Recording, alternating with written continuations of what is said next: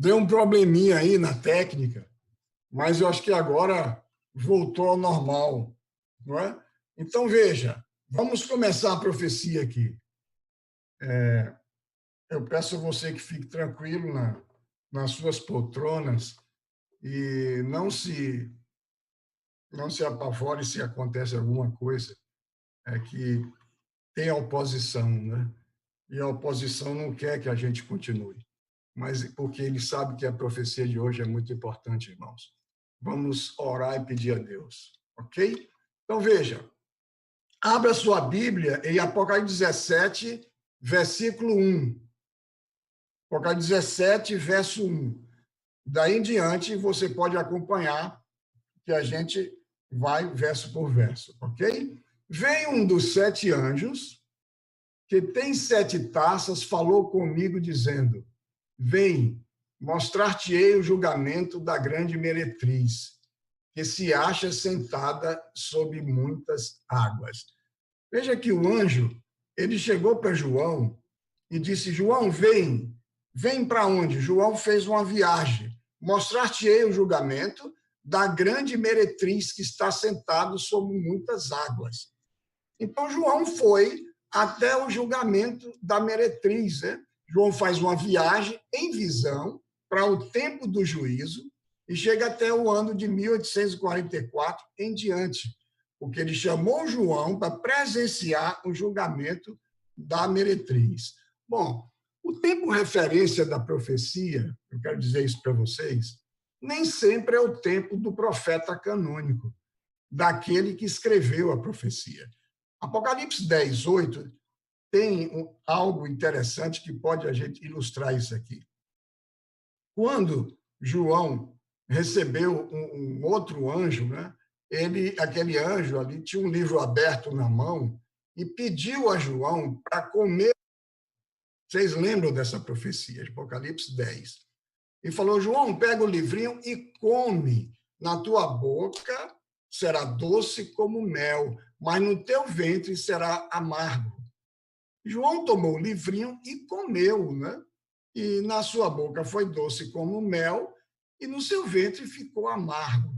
Agora, veja aqui, que tempo que cumpriu essa profecia, quando que João comeu esse livrinho, ou se ele comeu?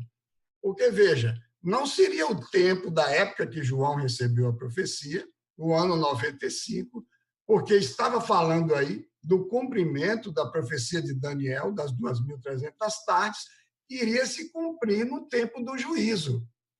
O mesmo tempo que o anjo agora convida João para assistir o julgamento da prostituta. Não é isso? E quando João comeu, o ventre ficou amargo. A gente conhece essa história. Foi aquela grande decepção, não é?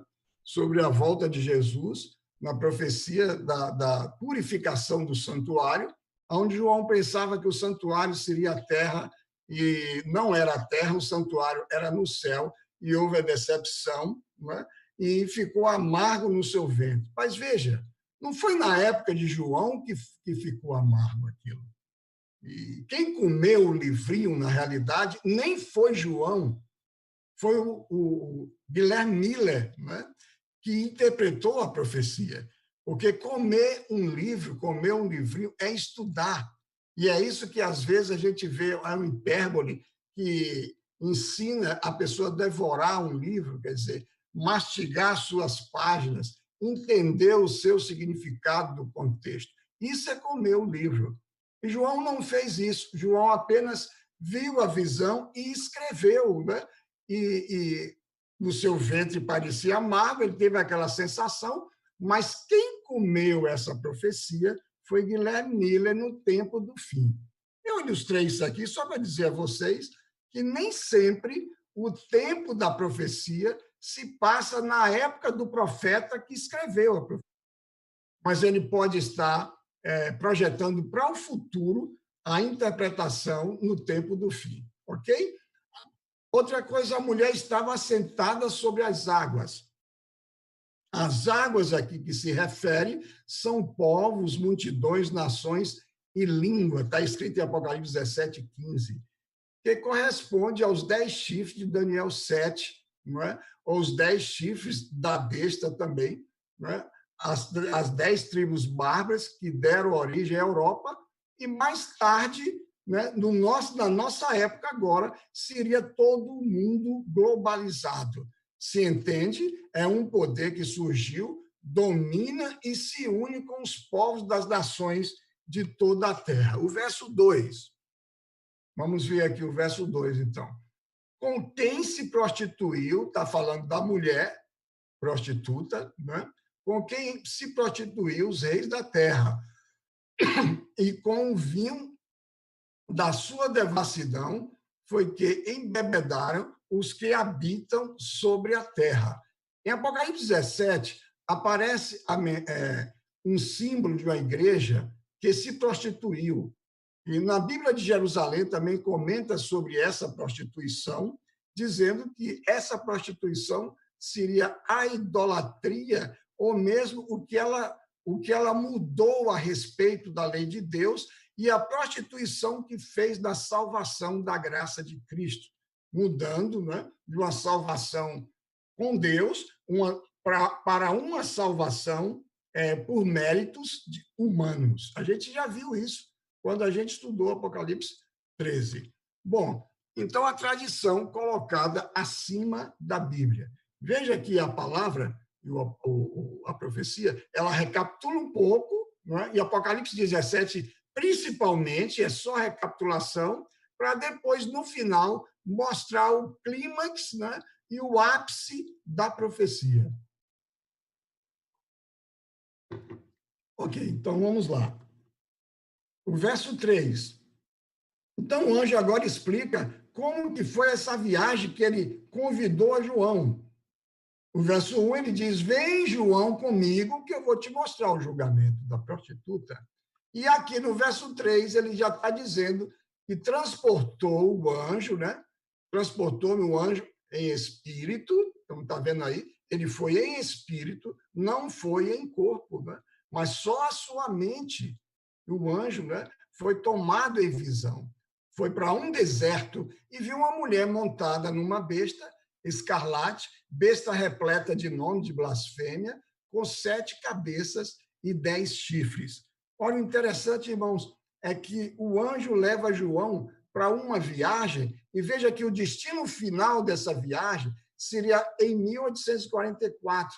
Só que, ao longo da viagem, né, ele transporta João, levando para todo o período medieval em que o domínio da igreja papal aconteceu na Terra. Então, João vê uma besta montada, né? Uma mulher montada numa besta, é aquela trajetória todinha da igreja romana quando se uniu com o Estado. Agora, por que é um deserto que ele transportou num deserto? Um deserto espiritual. Apocalipse 11:3 diz que durante todos aqueles 1.260 anos de opressão religiosa, a Bíblia ou as 2 testemunhas profetizaram vestidas de saco. Não é? Então, a Bíblia estava ali como que presa, não é? sem poder de ação durante esse tempo todo. Foi o período de maior escuridão que a Terra já passou, a escuridão espiritual. Bom, antes de João chegar, então, ao seu destino final, no julgamento da meretriz, o anjo mostra todo esse período, que foi um deserto espiritual, e João chega até o seu destino.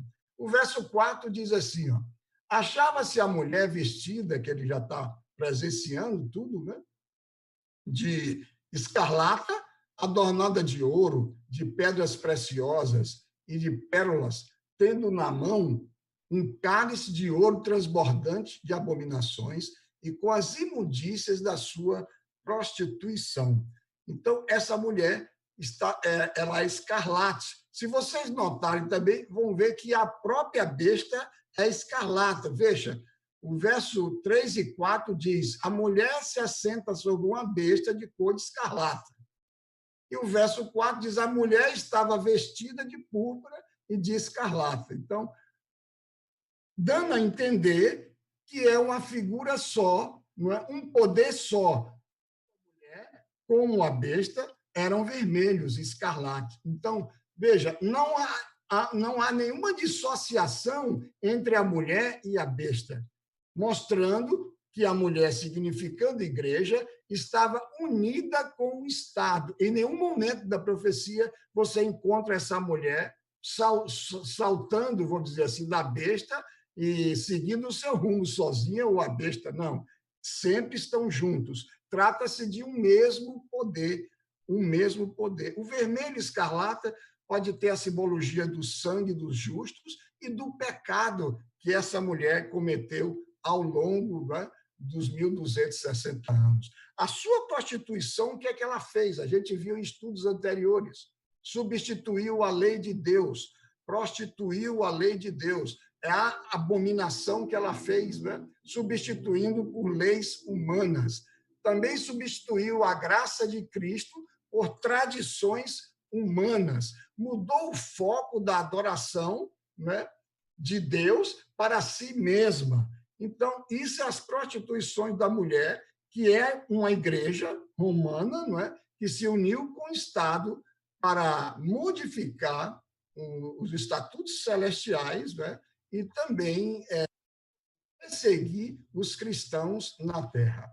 Bom, o verso 5 diz assim: na sua fronte achava-se escrito um nome, um mistério, a grande mãe das meretrizes e das abominações da terra. Bom, esse verso a gente vai ver na sequência, a interpretação daqui a pouco, claramente vocês vão entender, ok? O verso 6 diz assim: então vi a mulher, é um flashback, e o anjo que veio trazer essa profecia de Apocalipse 17 é o mesmo anjo que trouxe as pragas que a gente estudou a semana passada. Então, ele diz, então vi a mulher embriagada com o sangue dos santos e com o sangue das testemunhas de Jesus. E quando a vi, admirei com grande espanto. Vocês lembram, né, que no estudo passado, as 7 pragas, teve 2 pragas que transformou os rios em sangue e os mares em sangue. E agora João vê que essa mulher, que é a mesma besta que recebeu as pragas, que a gente viu na semana passada, né? Ela está embriagada com o sangue que ela derramou dos justos ao longo da história e ainda há de derramar no futuro. Verso 7 diz assim: a interpretação do anjo começa aqui. Veja, então, agora em diante é o mais interessante da profecia. O anjo, porém, me disse: por que te admiraste? Dir-te-ei o mistério da mulher e da besta, que tem 7 cabeças e os 10 chifres, e que leva a mulher. Então o anjo falou: João, não precisa te admirar. Lembra que Daniel também se admirou quando ele viu o 4º animal em Daniel 7. Se você perceber, você vai ver que Daniel 7 corresponde a Apocalipse 17. Daniel 7 faz uma recapitulação dos reinos, não é? Desde a Babilônia. Apocalipse 17, vocês vão ver hoje, que também faz. Daniel 7, o conteúdo da profecia fala a respeito de julgamento, de juízo. E Apocalipse 17 também é o juízo, o julgamento.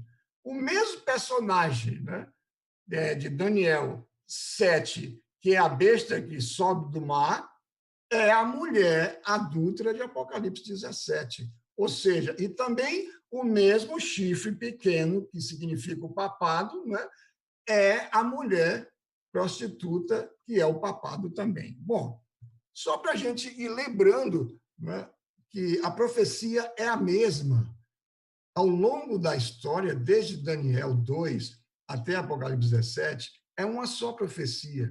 Só que Deus é tão maravilhoso, e às vezes você acha difícil, mas não é. Deus usa o método de recapitulação e ampliação, sempre para você entender melhor a profecia. E hoje você vai dar quem sabe, vai vibrar, né, na sua poltrona aí, quando entender, puxa, como é fácil, eu pensava que era difícil, não é? Então, veja aqui, o verso 8. A besta que viste era e não é. Está para emergir do abismo e caminha à destruição.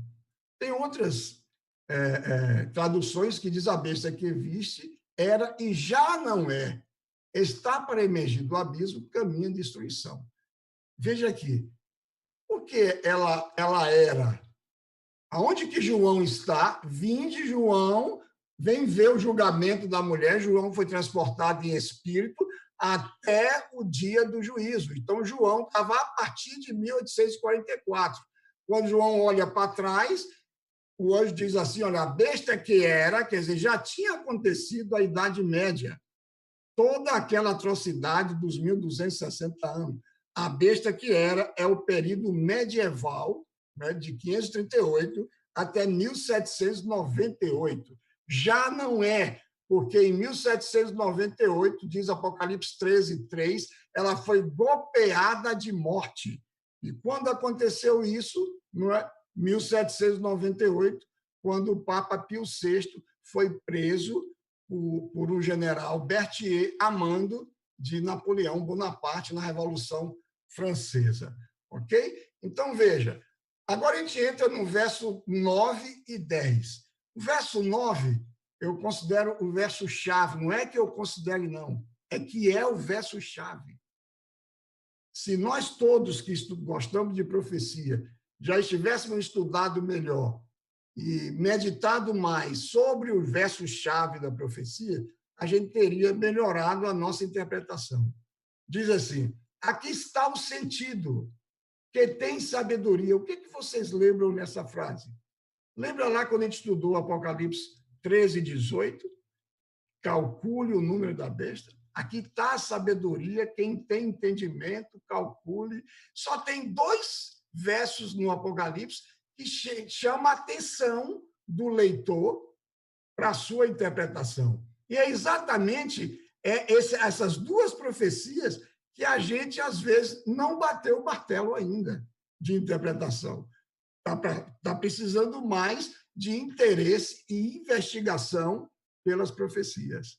Ok? Então, nesses dias finais que a gente está em casa, não vamos, vamos dizer assim, desperdiçar o nosso tempo, vamos ler bons livros, vamos ler O Grande Conflito, vamos ler principalmente os livros da escritora americana Ellen White. Aqui está o sentido, que tem sabedoria. As 7 cabeças são 7 montes nos quais a mulher está sentada. Este é o verso 9. Aí o verso 10 diz, são também 7 reis, dos quais caíram 5. Um existe, o outro ainda não chegou. E quando chegar, tem de durar pouco tempo. Ok? Então, veja. O que vem a ser montes e reis? Muitos já sabem o que significa isso, mas para vocês terem uma ideia, montes é a mesma coisa de reis. Não é? Em Daniel 7:17, tem aqui a interpretação, estes grandes animais, que são 4 reis, que se levantarão da terra. Então, veja, o leão, o urso, o leopardo e o animal estranho são 4 animais. Então, cada animal, um rei. São 4 reis. O verso 23 de Daniel diz assim, o 4º animal será um 4º reino da terra. Então, se cada animal é um reino, e os reis são os 4 reis, então, reis quer dizer reino. Porque muita gente, né, confunde reis com estadista. Ou seja, reis para mim é estadista. Então, a profecia não é para mim, gente. A profecia tem um contexto de interpretação. Então, reis não significa Nabucodonosor, nem significa Napoleão Bonaparte e nem significa Alexandre o Grande. Mas rei significa Babilônia, é um rei. Os Medo-Persa, o outro rei. Roma, outro rei. Entendeu? Então, reis são reinos. E a mesma coisa, montes, né, vai pelo mesmo o mesmo significado. O que significa o significado de a mulher se assentou nos 7 montes? Então, o verso-chave, o verso 9, diz que a mulher se assentou nos 7 montes. Eu nunca vi, nos meus 40 anos de estudo de profecia, eu não vi assim, nem eu lutei por isso, sonhei por essa interpretação de alguém ver o que significava esse verso-chave, que a mulher iria se assentar nos montes ou nas cabeças, porque as cabeças são os montes e são os reis. São 7 nações. Todos falam que são 7 nações, e são mesmo. Mas que a mulher se assenta nessas 7 nações, né? Não há uma atenção específica sobre isto. Então, veja aqui. Quais os 2 propósitos de Deus com os cativeiros de seu povo, o povo de Israel? Só para você ter uma ideia ligeirinho.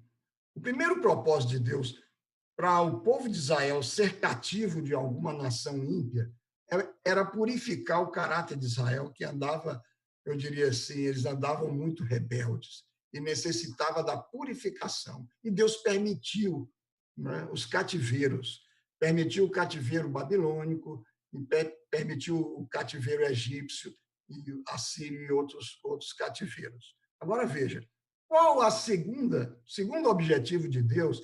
Que Israel fosse para os cativeiros.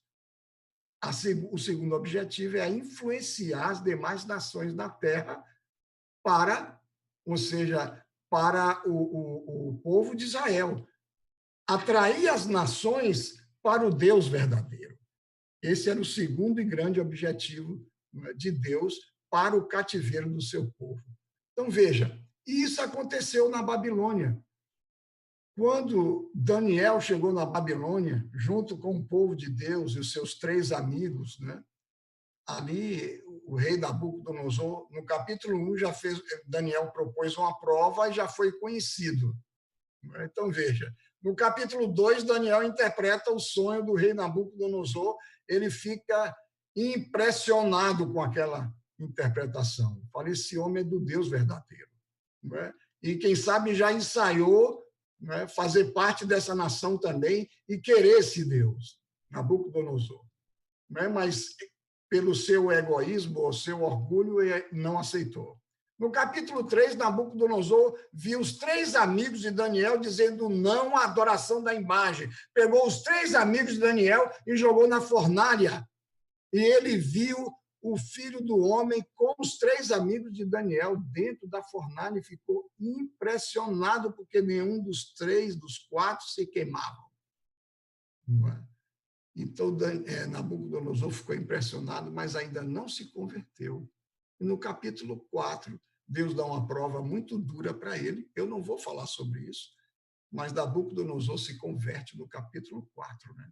Quando ele passa 7 anos como os animais da terra e depois volta ao seu normal e se converte ao judaísmo, né? E agora imagina assim, o rei se convertendo à doutrina hebraica, aos hebreus. Imagine, né? Eu estou falando assim porque naquela época ainda não tinha o cristianismo, mas daqui a pouco a gente vai ver essa influência também, né? Mas aí toda a nação babilônica seguiu o rei.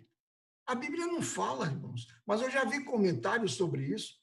Como que o rei se converteu ao Deus de Daniel e a nação babilônica não podia ficar neutra? Porque a palavra de rei, né, era a palavra predominante. Então, tinham que obedecer o rei. E, na realidade, muitos viram também a conversão do rei e viu o testemunho de Daniel e seus amigos. E eu tenho certeza que a Babilônia aceitou a influência do Deus verdadeiro. Então, veja, aqui entra a mulher em Babilônia. A mulher se assentou em Babilônia, a mulher pura, a princípio. Só que Nabucodonosor não seria o rei eterno de Babilônia. Os tempos passaram.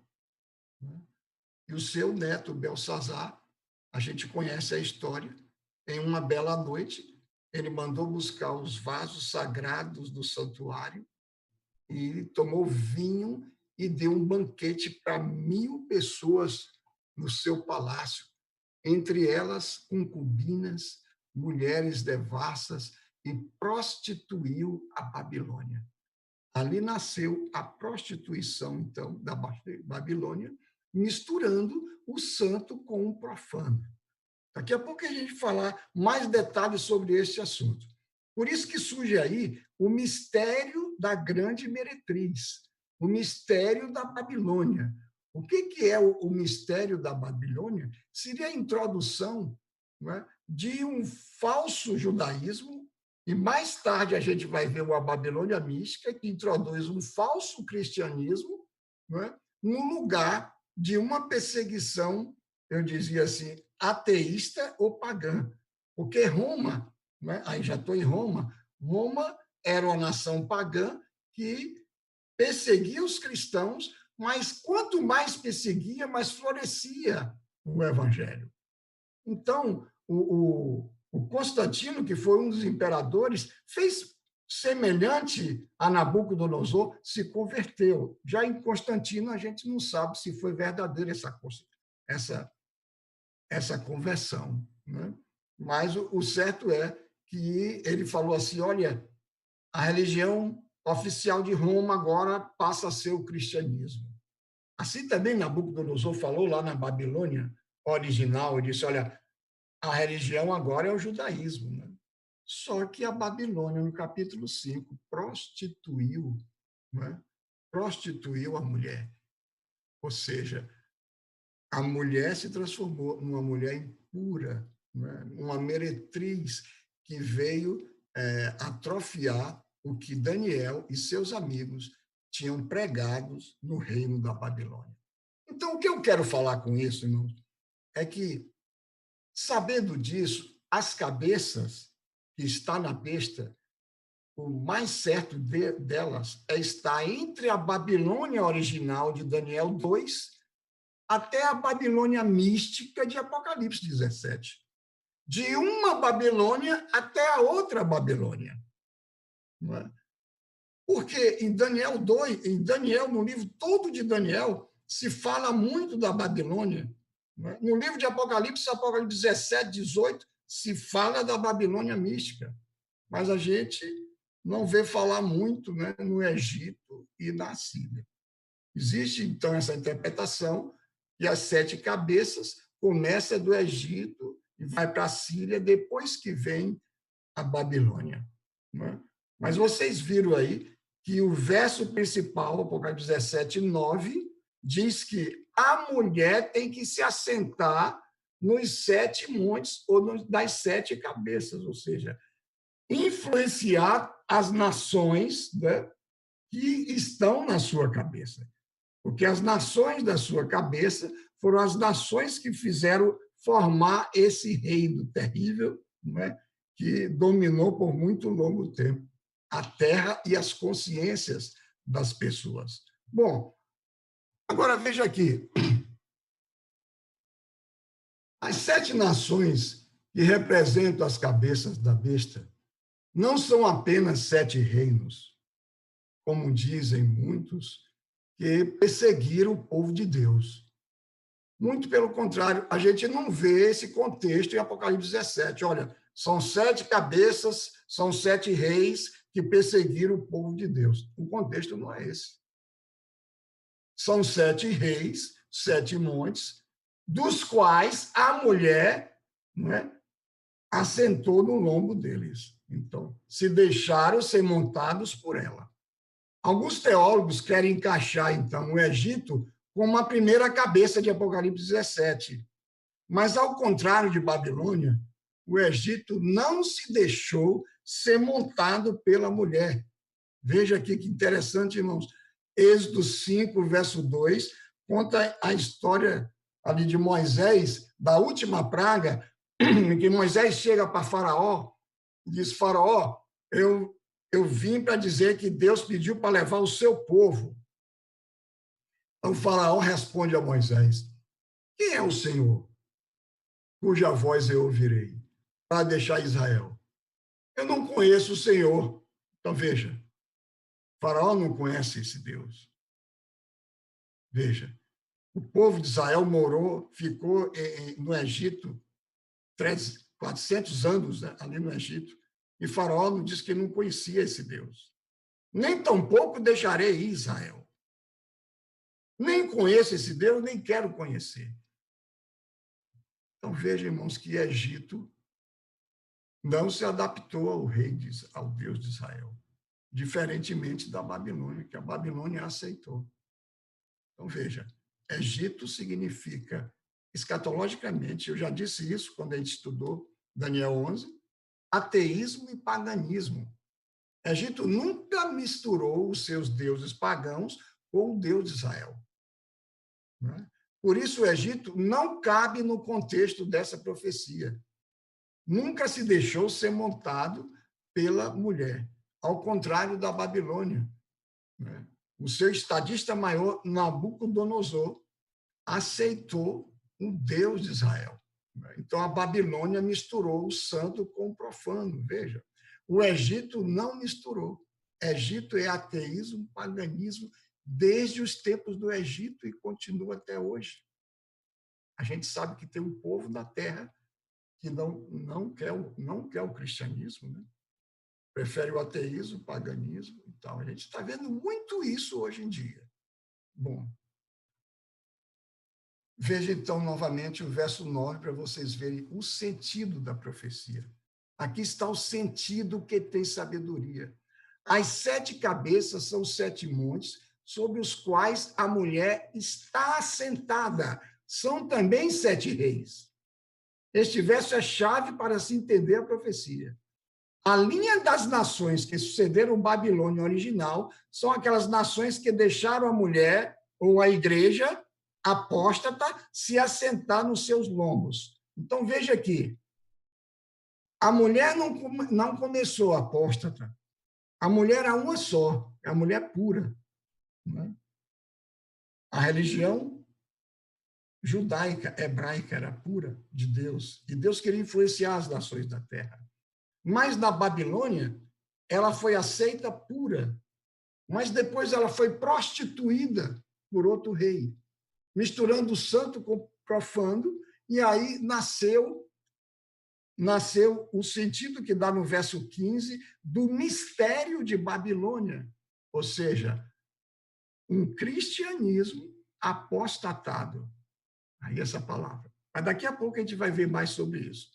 Então, existe o cristianismo apóstata, existe o ateísmo e paganismo, e existe a mulher pura, a terra gloriosa, o cristianismo puro, os de Deus, e tem o testemunho de Jesus. Acho que deu para entender mais ou menos paralelo que tem em Apocalipse, em Daniel 11, ok? Então, veja aqui, outro bom argumento para você entender que o Egito não entra na profecia do contexto dos 7 montes, é esse aqui, que é Apocalipse 13, verso 2, veja aí na sua Bíblia, se você quiser abrir Apocalipse 13, verso 2, volta um pouquinho de Apocalipse 17, e você vai ver aí, a besta que vi era semelhante a um leopardo, com pés como de urso e boca de leão. Então, veja, qual a influência da besta? As cabeças que ela tem. Qual as cabeças que influenciou essa besta? Influenciou boca de leão, Babilônia. Partiu da Babilônia, gente, a influência, não é, de Roma. E a segunda influência, pés de urso, os medo-persas, não é? A sutileza persa. E a segunda influência, os gregos, não é? Ou seja, foi da Grécia, os gregos que criaram a imortalidade, já existia, mas a imortalidade da alma aperfeiçoada, não é? Na mitologia grega. Então, está aí.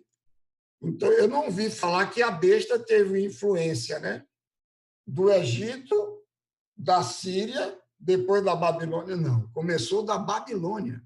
E mesmo porque todo o livro de Daniel não se fala uma só vez no Egito. Não tem nem a palavra Egito. Apocalipse só fala no Egito quando fala da Revolução Francesa, que a gente vai tocar daqui a pouco. mas não toca no Egito. Mas na Babilônia, ela dedica 2 capítulos do Apocalipse, ok? Então, veja aqui as 7 cabeças, agora ficou mais fácil. Quais as 7 cabeças do Apocalipse? Primeira, a Babilônia. Segunda, os medo-persas, de 538 a.C., 331, né? Até. E depois, a Grécia, terceira cabeça, a Grécia, 331 até 168 a.C. A quarta cabeça é formada a besta, não é? Ou seja, a besta de Apocalipse 13. Então, está aí, é o animal estranho, Roma civil imperial. Então, veja que as 3 nações anteriores é como se fosse, eu diria assim, a influência simbólica, né, e a formação anatômica simbólica da besta. Foi formada com o Babilônia, né? A influência babilônica, a influência dos medo-persas e a influência, o corpo de grego, né? Porque ela tem corpo de leopardo. Aí está o corpo de leopardo, não é? E tem boca de leão e tem pés de urso. Esse animal que está aqui à direita. Bom, e a quinta cabeça, ela é a principal, a besta que sobe do mar, Roma papal. Ok? Então, só recapitulando, Babilônia, Medo-Persa, Grécia, Roma civil e agora Roma papal ou Roma religiosa, a quinta cabeça. Eu acho interessante que quem fez esse slide aí, esse slide é lá da primeira vez que eu vi, foi na Novo Tempo, foi muito, vamos dizer assim, feliz no desenho desse slide. Ele botou uma cabeça maior no centro e as demais, né, arrodeando, porque a principal cabeça é essa do centro aí, né? E é exatamente a quinta cabeça, né? Roma eclesiástica ou Roma papal. E esse poder, ele veio de 538, no decreto de Justiniano, a gente já viu, até 1798, quando o Papa Pio VI foi ferido, ou seja, não é o Papa, mas a hierarquia romana religiosa foi ferida, ou seja, pela Revolução Francesa, levou preso ali o Papa Pio VI. Viu uma de suas cabeças como ferida de morte. Quando aconteceu isso, veja bem essa data, 1798 aconteceu essa ferida. Apocalipse 17, o verso 10, então, diz assim: e são também 7 reis, 5 já caíram, um existe, o outro ainda não é vindo. E quando vier, convém que dure um pouco de tempo. Interessante, né? Um existe, outro não é vindo, 5 já caíram. Por que João falou isso? Porque, veja, na ótica da interpretação aqui, do tempo do fim e do tempo do juízo, João saiu com um anjo, permaneceu em visão, vendo o julgamento da prostituta a partir do ano de 1844.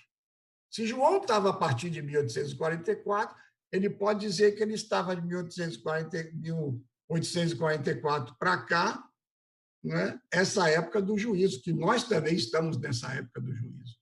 Então, nós estamos na mesma época que João veio com o anjo. Né? Então, veja, na época que João presenciou, tinham caído 5 reinos. Até Roma papal tinha caído. Um existe. Né? Mas ele não procurou saber o que fez esse rei. Não existe. Né? Então, veja aqui, alguns teólogos querem encaixar, só um minutinho, porque a gente tem que falar de outras interpretações, né? Tem que encaixar para a sexta cabeça a Revolução Francesa. Ou seja, eles acham que a Revolução Francesa, a França, é a sexta cabeça. Agora, veja, tem algumas incoerências. Eu vou dizer rapidamente para vocês. Por que não é a Revolução Francesa? Não foi. Né? Eu falo não foi porque já acabou há muito tempo a Revolução Francesa, embora, na sua influência, permanece, né? A gente falou isso em Daniel 11. Então, veja, os 3 anos e meio que a Revolução Francesa durou na Terra, ele começou em 26 de novembro de 1793, foi até 17 de junho de 1797, ou seja, 3 anos e meio. Durante esse tempo, né, a Bíblia sofreu muitos ataques e ele decretou que não haveria mais Deus. Foi terrível, mas foi rápido, né? Graças a Deus, porque seria implantado o ateísmo na Terra, né? Mas Deus não permitiu, né? E acabou logo essa influência e essa revolução da França. Okay? Então, veja, por que isso aqui é uma incoerência? Porque até o ano de 1798, a quinta cabeça, que é Roma Papal, ainda estava em vigência, né? Praticamente, quando a França derrubou o Papa, dali em diante ela também não tinha mais poderes, né? A Revolução Francesa já estava terminando, né? Essa é a primeira incoerência. A segunda incoerência é que a França fazia parte de um dos 10 chifres. Ou seja, a França veio dos francos. Os francos foi que invadiram Roma civil, né? Roma imperial, ou seja, as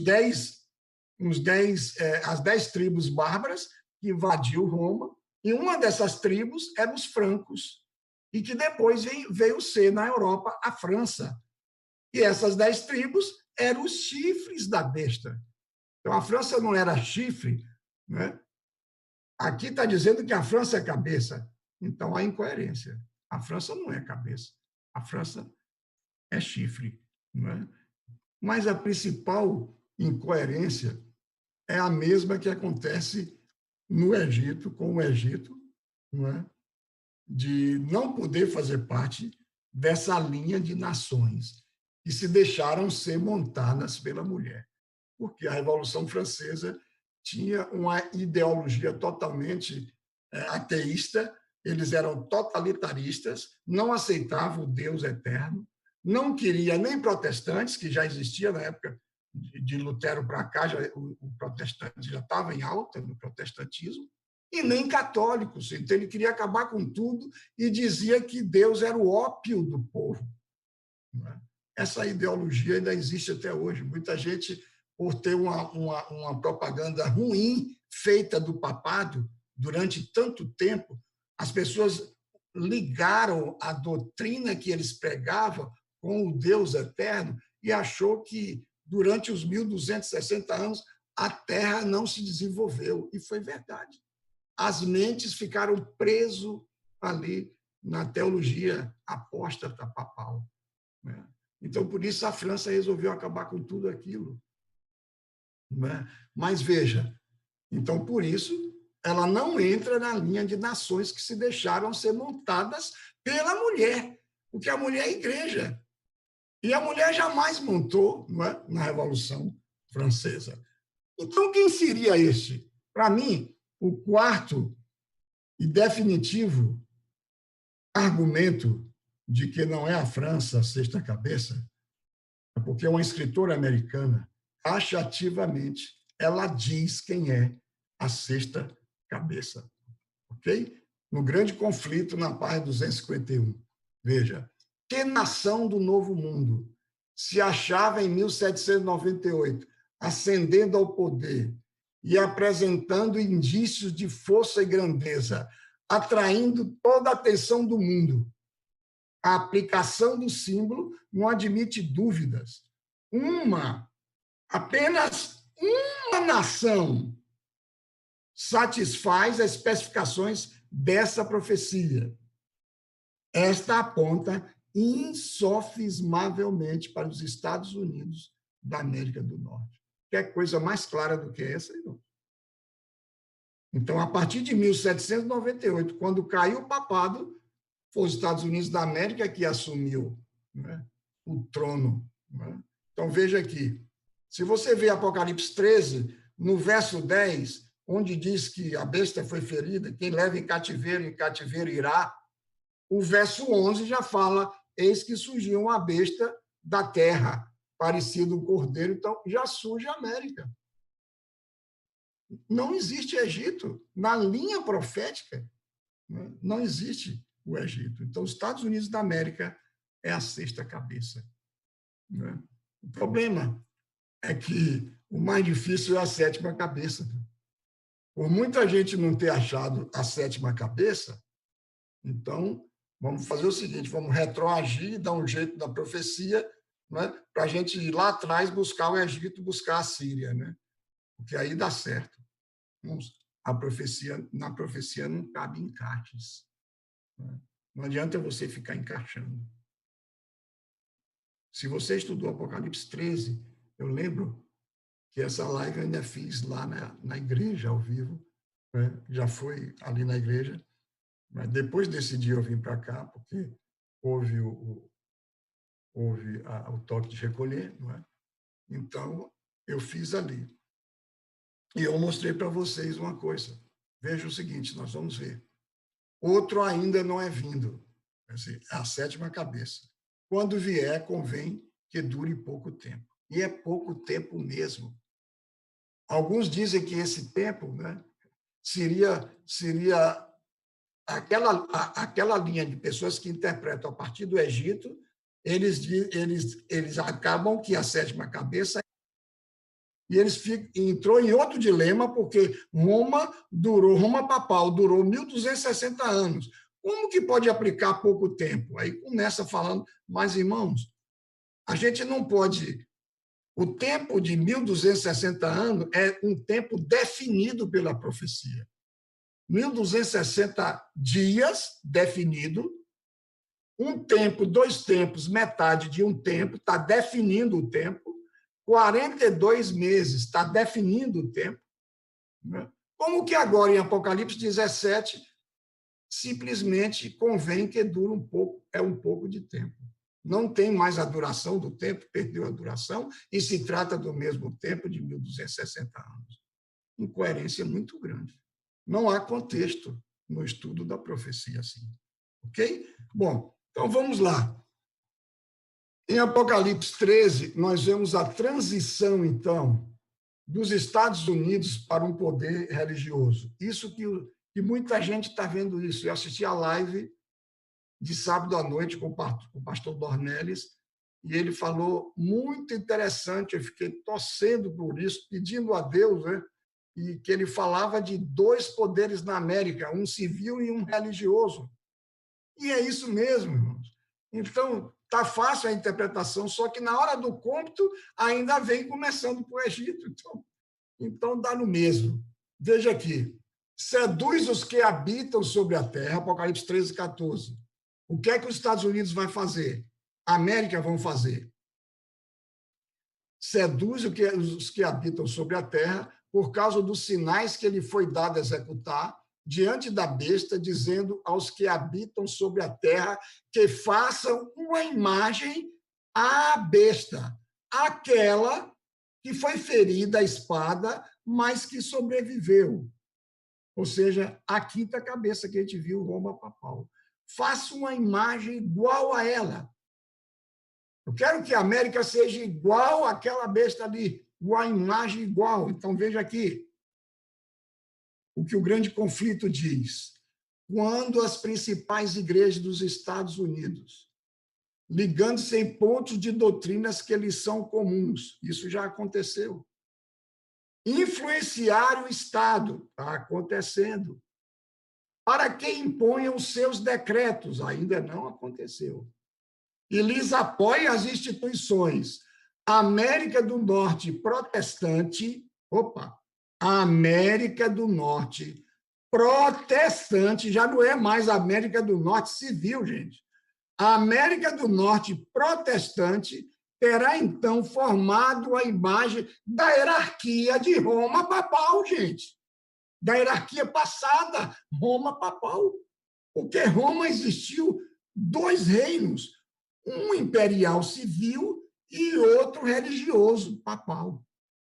Assim, a América também está no seu reino da sexta cabeça civil e breve virá o seu reino religioso. Veja, vamos chegar lá. O grande conflito na página 252, 254 diz assim: a imagem da besta representa a forma de protestantismo apóstata que se desenvolverá quando as igrejas protestantes... Veja que aqui o catolicismo não entra. Muita gente quer ligar o papado, e a junção do papado com a América, que vai fazer o decreto dominical. Isso não vai existir. Não vai existir. Está fora do contexto da profecia. Quando, né, a imagem da besta representa a forma de protestantismo apóstata que se desenvolverá quando as igrejas protestantes buscarem o auxílio do poder civil para a imposição dos seus dogmas ou dos seus decretos. Então, quem que vai mandar aí? Quem que vai sentar no poder civil? A mulher protestante, olha. Já não é aquela mulher grande, né? Mas é as filhas dela. São as meretrizes que vai montar no poder civil americano e vai mandar no governo, vai ser um governo protestante. Como foi no passado um governo católico. Uniu igreja com Estado. Agora também vai ser a mesma coisa, unir igreja com Estado. E quem vai mandar vai ser o governo religioso. Como aconteceu no Império Romano, Roma pagã, depois passou para Roma papal. Veja, foi a apostasia que levou a igreja primitiva, Roma, no caso, a procurar o auxílio do governo civil, e isto preparou o caminho para o desenvolvimento do papado. A mesma coisa que está acontecendo hoje na América e o que vai acontecer. Disse Paulo, o que havia de vir, a apostasia, e manifestar-se o homem do pecado. A mesma coisa que está acontecendo. Veja o que o professor de História da Universidade de Roma, Labianca, ele diz, ó, para a sucessão dos Césares, veio a sucessão dos pontífices. Primeiro eram os imperadores. Veja que na besta, lá em Apocalipse 12, tem nas suas cabeças, né, tem coroas. Né? Já cá na outra, no Apocalipse 17, já tem, quando chega em Apocalipse 13, ele já não é mais coroa, mas é nome de blasfêmia, ou seja, já é um governo religioso. Já no governo de Roma civil, era um governo pompal, eu diria assim, dos reis, né? Dos imperadores. Para a sucessão dos Césares, veio os pontífices. Quando Constantino saiu de seu trono, passou o seu bastão para o primeiro pontífice de Roma. Ele entregou para o primeiro papa. Só que ali não... Ele entregou, embora ele tenha entregado para o papa, né, e foi desenvolvendo o papado, mas só em 538 que o papa assume o império do mundo. A gente já sabe, então, dessa história. Da mesma maneira, veja agora, acontecerá nos Estados Unidos da América. Quando a imagem da besta, esse poder, passará de civil para político-religioso, formando assim a sétima cabeça. Assim como a besta, ó, de Apocalipse 13, a primeira besta, teve duas cabeças, a sua imagem também terá duas, uma civil e uma religiosa. Por isso, as duas serão adoradas, está lá em Apocalipse 14, 9. Ambas vão ser adoradas. Quem adorar a besta e a sua imagem, aquele apelo que a gente viu na terceira mensagem angélica, lembra? O poder dos estadistas americanos será substituído pela influência religiosa dos reverendos e dos pastores. Já está acontecendo isso, irmão. Não foi formada ainda a imagem da besta. Não temos ainda a sétima cabeça, mas está se formando. Toda vez que Donald Trump vai dar um pronunciamento, vem uma turma com ele, acompanhando ele. Sabe quem é aqueles que ficam atrás? Os pastores, são seus conselheiros. O governo americano está se preparando para ser um governo religioso, igual aconteceu no passado. Porque, senão, não será a imagem da besta. a imagem tem que ser idêntica. Né? Dois poderes, um civil, como foi Roma, depois outro religioso, como foi Roma papal. Ok? Então, vamos lá. Então, sétima cabeça. Ó. Agora a gente entende melhor o mistério das meretrizes, da Grande Babilônia. Né? Apocalipse 17, 5. Na sua fronte achava-se escrito um mistério, Babilônia, a grande mãe das meretrizes e das abominações da terra. Quer dizer, as filhas serão a cópia fiel da mãe. As filhas vão ressuscitar a mãe. Agora a gente vê isso aqui. Então, a sétima cabeça, o protestantismo apostatado. É um poder. E o Espírito de Profecia fala que é o mesmo falso profeta. Tanto faz imagem da besta, como o protestantismo apostatado, como o falso profeta. É um poder religioso que vai surgir na América. E quando ele surgir, ele vai perseguir igual Roma papal perseguiu no passado. A sétima cabeça está aí, irmãos. Poder religioso na América. As 7 cabeças. Babilônia primeira, está aí. Eu peguei aquela figura e botei os nomes. Né? Medo-Pérsia, segunda. Vocês podem ver. Grécia, terceira. Quarta, Roma civil. E a quinta está escrito de preto, assim, 5, no meio da cabeça maior, Roma papal, a quinta.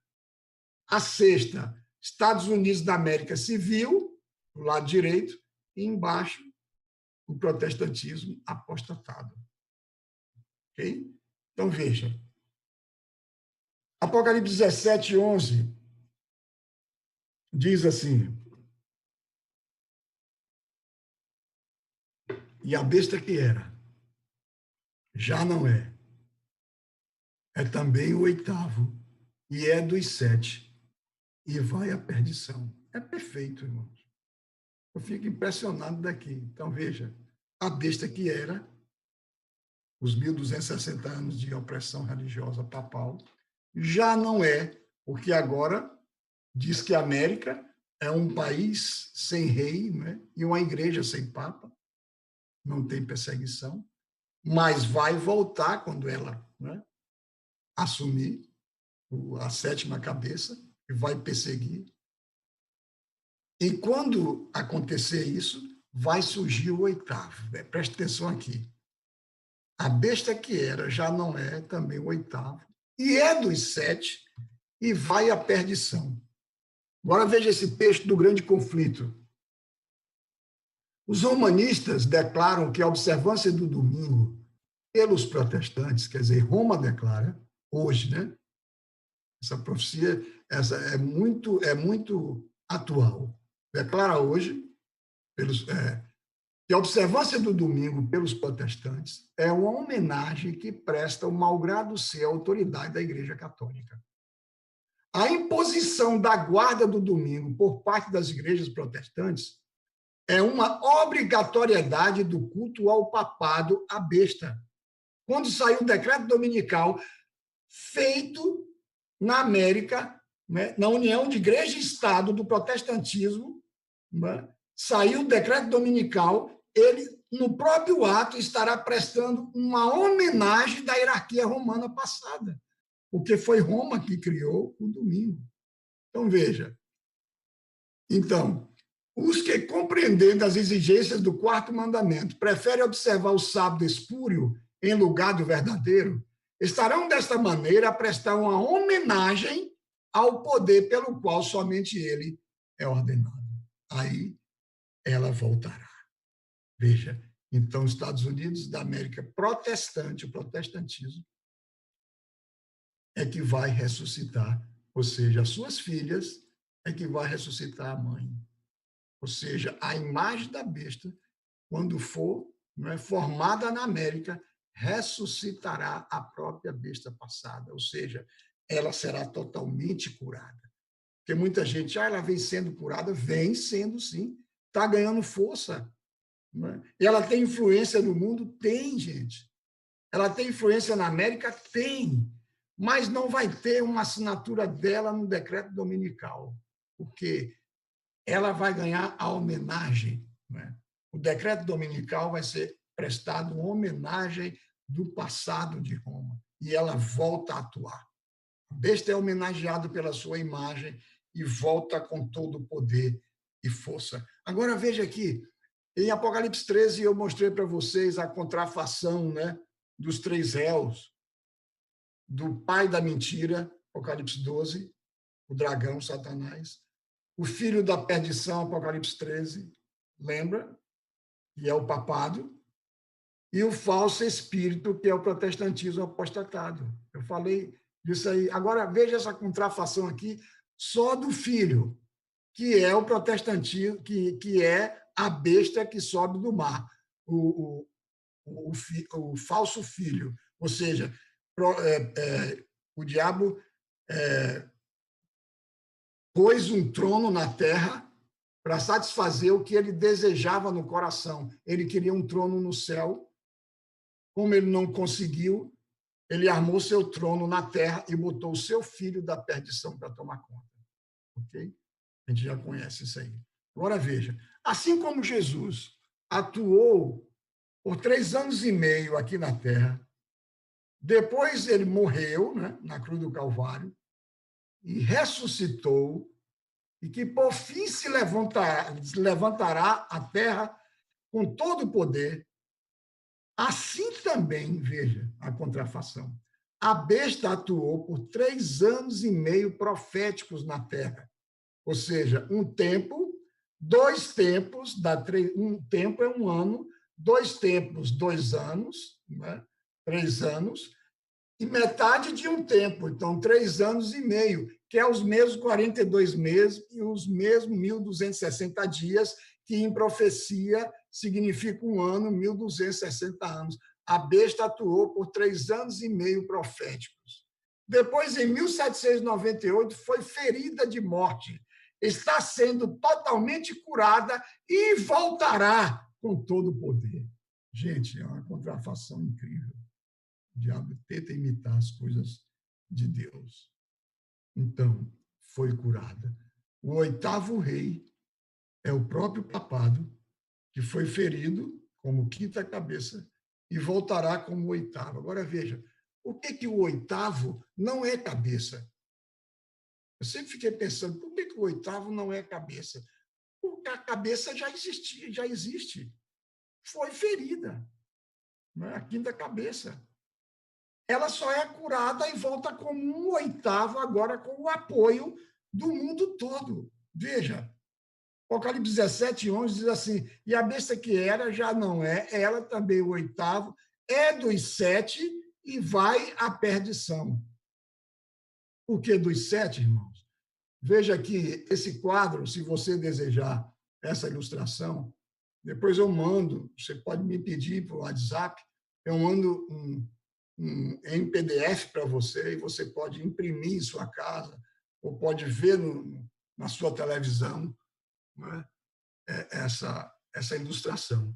Primeira cabeça está lá, Babilônia, segunda, Medo-Pérsia, terceira, Grécia. Essas 3 cabeças fazem parte da formação anatômica simbólica da besta. Lembra de Apocalipse 3 e 2, que diz que a besta, o Império Romano Civil, que é a 4ª cabeça, ela foi formada a partir, né, a partir do leão, do urso e do leopardo. Então, a 4ª cabeça, Roma Civil, imperial. A 5ª cabeça, a mulher já está montada no governo de Roma imperial, então é o papado, ou seja, Roma papal, a igreja mais Estado, né, que durou 1.260 anos. A 6ª cabeça, os Estados Unidos da América Civil, já não é, né? Foi o que João viu quando estava presenciando ali a profecia. João saiu no ano 95, está aqui, e foi até o ano de 1844 contemplar o juízo. Ele, estando em 1844, ele olha para o passado e vê 5 cabeças que já caíram. Não sei se vocês estão acompanhando aí, mas depois vocês vão ter muita coisa para estudar, né? Nesse quadro eu posso mandar para vocês. okay? Porque fica também o vídeo, vocês podem recapitular. Okay? Então, veja, então os Estados Unidos da América se viu a sexta cabeça.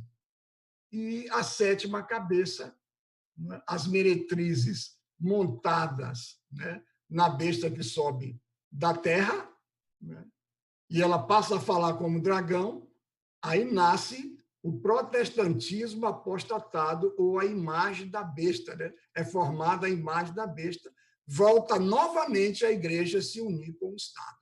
Separou somente nesse período da sexta cabeça, já não é. É um período que não teve, né?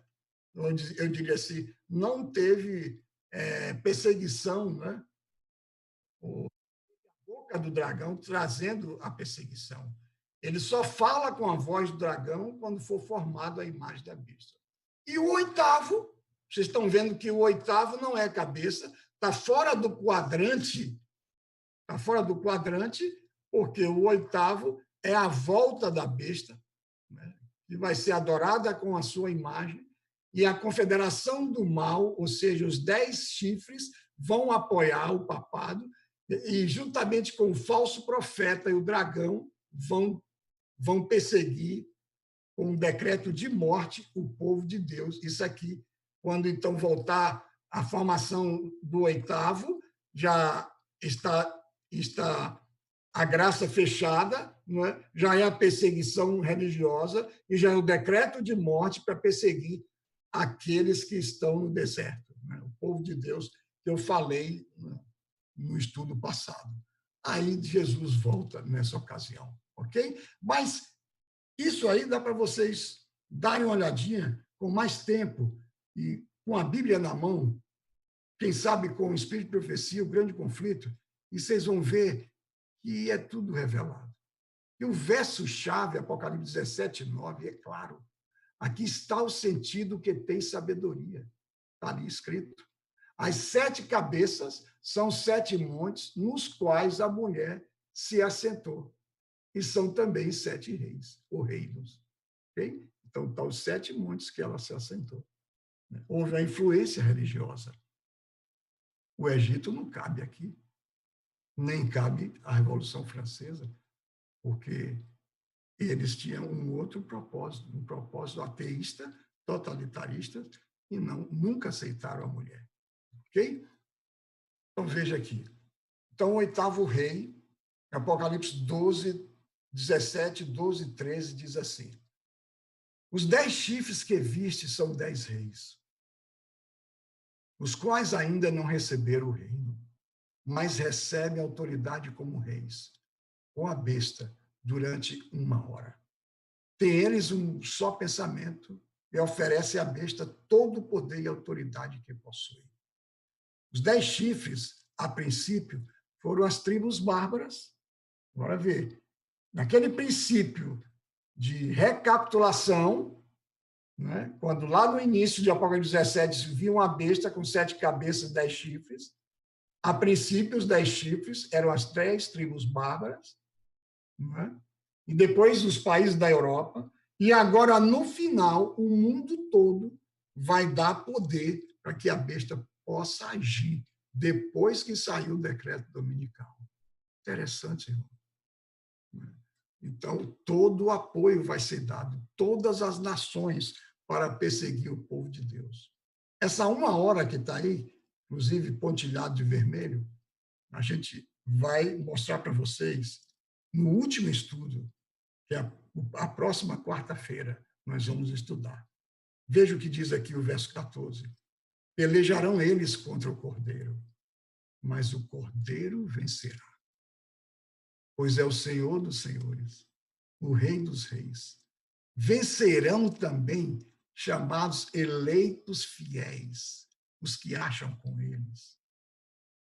Se você escolheu a Cristo, escolheu o seu selo, escolheu também a sua verdade, tem Jesus no coração, não se deixe vender e não seja enganado para o que vai acontecer daqui em diante. Irmãos, os enganos são sutis e muitos podem cair, né? mesmo porque você pode estar sofrendo, não estar em contato com Deus, não é? Não estando na prática de um cristianismo diário, constante, um caminho com o Senhor, e aí pode correr o risco, né, de você ficar para trás. Mas Deus está contigo. Né? Não desanime. Essa pandemia é só, quem sabe, um momento de reflexão que Deus quer chamar você para a última hora, para testemunhar, como os amigos de Daniel e como o próprio Daniel. Vocês pensam que essa pandemia é uma provação maior do que aquela que Daniel sofreu saindo de Jerusalém, indo preso para a Babilônia, para outro lugar, saindo dos seus lares? Agora não, agora a gente está em nossos lares. Mas breve nós vamos ser convidados a sair da nossa parentela, dos nossos lares, quem sabe até amigos, irmãos, pai ou mãe que não queira pronunciar a mesma fé, nós vamos fugir para os montes. Né? Muito em breve, irmãos. Mas bote firme isso no seu coração, esteja com Jesus. Tente ganhar o máximo de pessoas para o Evangelho, com Cristo Jesus, com você. Veja, depois dessas coisas, vi descer do céu outro anjo, que tinha grande poder, e a terra foi iluminada com a sua glória. E ouvi outra voz do céu que dizia: sai dela, povo meu, para que não sejas participante dos seus pecados e para que não incorras nas suas pragas. Esse verso é paralelo à terceira mensagem, quando o povo de Deus vai dizer: por favor, gente, não aceite o sinal da besta nem da sua imagem, porque senão você vai ficar de fora e vai ser condenado junto com ela, vai estar junto com a meretriz quando ela for condenada. Saia dela, povo meu. E isso não é um apelo só para quem está fora da igreja adventista, não. É para todos, de todas as igrejas. Porque a escritora americana Ellen White, ela diz que muitos que nesses dias finais, tendo uma comunhão diária com Deus, podem escolher na última hora o lado mais fácil, porque a perseguição vai ser terrível. Vamos fazer uma escolha agora. Vamos sair de Babilônia agora. Porque veja que o povo de Deus foi para a Babilônia. E muitos que ali foram, a maioria deles adoraram a estátua do rei Nabucodonosor lá no campo de Dura. Só 3 foram fiéis a Deus. Você pensa que ali não tinha adventista? Não, tinha. Adorando? Tinha. Adorando a imagem da besta? Tinha.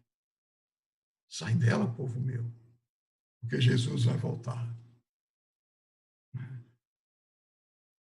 No próximo estudo, nós vamos ter a última live aqui.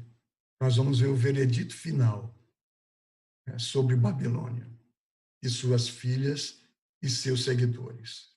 Vamos ver também o milênio, a nova terra. É um final feliz, graças a Deus. Graças a Deus também, porque diz lá em Apocalipse 7 que foi vista por João uma grande multidão de salvos.